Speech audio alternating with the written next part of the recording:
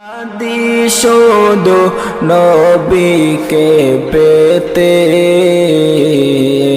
মুদের জন্য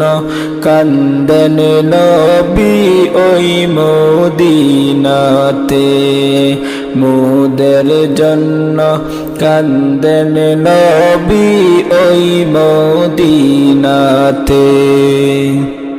আমি যাব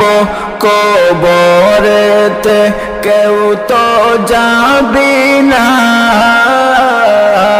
আমি যাব কবরেতে কেউ তো যাবে না দুই তিন দিন কাদার পরে মনে রাখবে না উম্মতের দিওয়ানা নবী আশিকের